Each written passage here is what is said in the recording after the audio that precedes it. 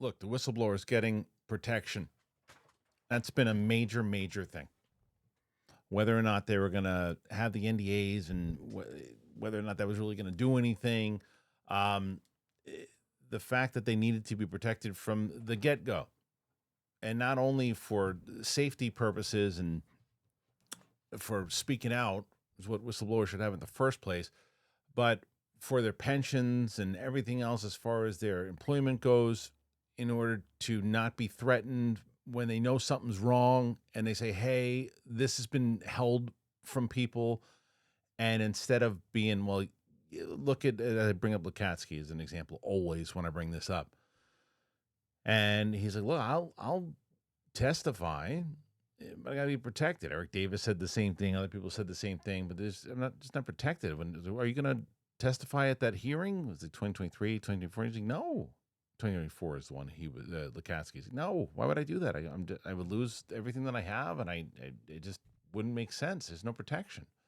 So now, as Avi Loeb, who has been promoted to a bigger spot now in the government, what he's doing here with the UAP topic, he talks about it, and this is what he said. So check this out. I'm most curious about the testimonies that were given by people like David Grush and other former employees by the US government who claim that there is material from crash sites of definitely objects that were not manufactured by humans, and in principle it's possible to see those materials, and that of course will settle the issue. We don't need to do more experiments if the government already has some materials from crash sites of non-human made technologies. But before I see that, I don't know whether to trust these stories. It's all about the evidence. So obviously that will be a shortcut to get to the answer, and I'm very intrigued by these testimonies. I hope that the whistleblowers will get full immunity. They will get they already have non-disclosure agreement being waived by the deputy to the director of national intelligence,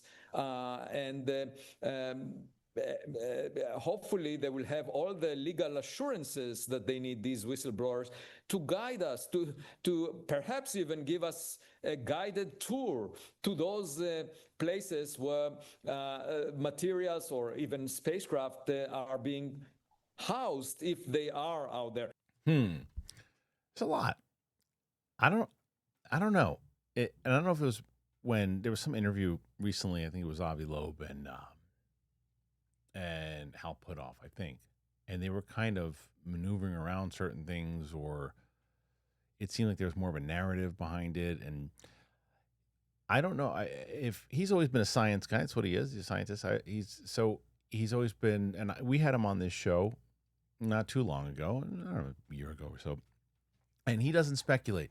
That's not what he does. He doesn't do that. He says, well, evidence. It's what he's always been talking about. That's what he says here. But when he said, it was almost, I don't want to say it's backhanded, because he's not wrong, where you really need to get to these witnesses and have them have immunity and have them. The NDAs have proven to be, whether it's Lou Elizondo or everyone else too, there's just too many. It's not the kind of information that we think it's going to be, right? But the pure immunity would be great, and he's right about that. But when he's just kind of like, it seemed like a backhand thing where he was like, well, we'll see if these stories were even true. And that seems like, I don't know, like he's kind of disregarding the things that they have said, but maybe it's just kind of the way, bad bedside manner. I don't know. But if you dive into the actuality of what he's saying and the idea that these whistleblowers, he's right. No matter whatever you think an intent is or whatever it might be, he's right.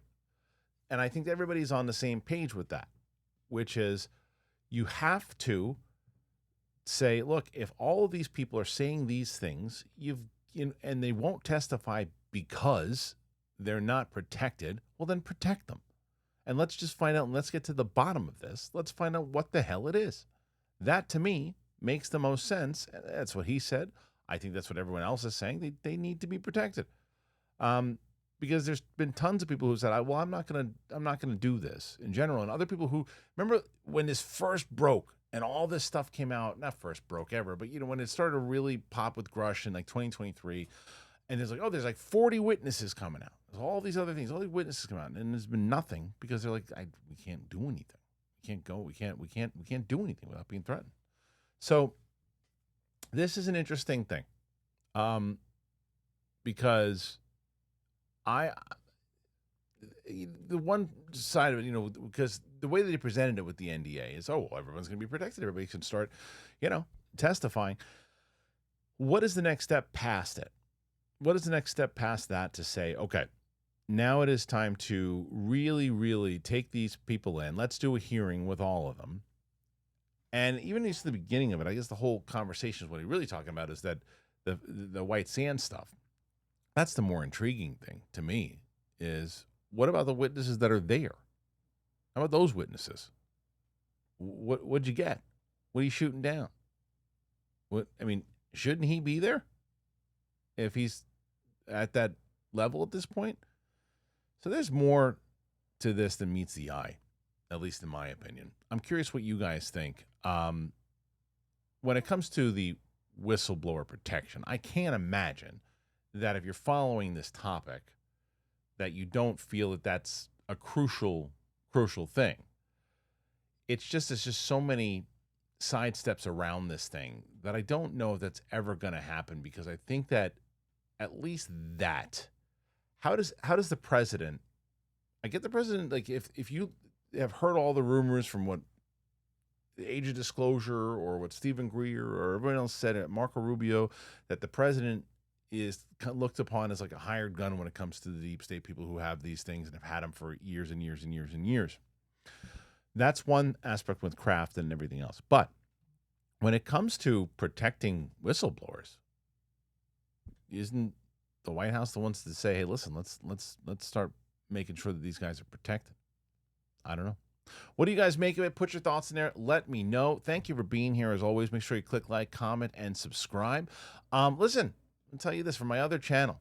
You don't know my other channel, getting away from the seriousness of the world and other things too. I do a pop culture channel, but I wrote a comedy pilot, and we just launched our Kickstarter for that pilot. It's a 30-minute pilot, and we're going to be launching it on September 22nd. If you're interested in it, take a look at it. I put the link in the description. You don't have to donate today. Just follow the thing, and that way you see, look, oh, it sounds interesting. It's the guy that talks about UAPs and everything else too. What else is he doing? So I'll put the link in the description. Please go check it out. Thank you for being here as always. I appreciate you, and we'll see you on the flip side. Bye.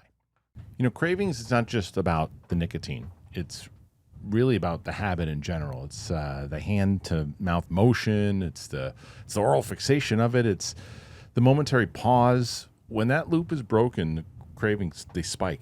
So Fume, which I've talked to you guys about before in the past, that replaces your habit with a flavored fidget device that gives your hand and mouth something to do. And it's distracting cravings without nicotine, vapor, or batteries. So my buddy Ming, if you watch my other channel, he is a big smoker, and I said, dude, you gotta try this. You gotta check it out, and you gotta try Fume. And it's not just about trying to quit; it's upgrading that habit loop. So you got to reach for Fume instead of doing the normal habit. So new habits can feel pretty easy on day one. The cravings hit on like day 5 is the thing. So Fume, when I was talking to Ming, he was like, that helped. It kind of interrupted his old pattern of doing things. So there's favorite flavors. I asked Ming, I was like, what is it? He said to him it was the raspberry one. He said it was kind of tangy, and it was more on the sweeter end of things. And there's a good offer that's going on with Fume right now. And when you grab a Journey Pack, you get a free gift, and you just got to use my code DTE. It's a pretty good deal. Fume has already helped over 700,000 people take steps towards better habits, and now it's going to be your turn. You got to use our code DTE, get a free gift when you do it with your Journey Pack. Head on over to tryfume.com, TRYFUM.com. Use that code DTE to claim your free gift today. I have had Fume as a sponsor before. They have helped out various friends. That's why I usually always say I love working with them, because every single time, whether it was Mark Riley, who you guys know, my friend Ming, Fume has been helping tremendously and will help you. So go and check it out. Use that code, and I think it'll help you.